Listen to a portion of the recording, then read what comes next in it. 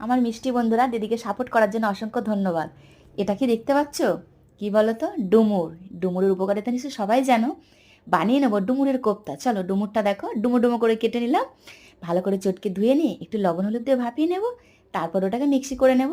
দেখো মিক্সি করে নিচ্ছি। আর এখানে কাজু মগজদানা পোস্ত, দুটো কাঁচা লঙ্কা দিয়ে এটাও মিক্সি করে নিলাম। চলো আগে ডুমুরটা ঢেলে নিলাম। তারপর কী নেবো বলো তো? 2 চামচ বড় চামচের বেসন নিয়ে নেব। তারপর পরিমাণ মতো একদম লবণ, লঙ্কা গুঁড়ো, হলুদ গুঁড়ো অল্প অল্প করে দিয়ে দেবো।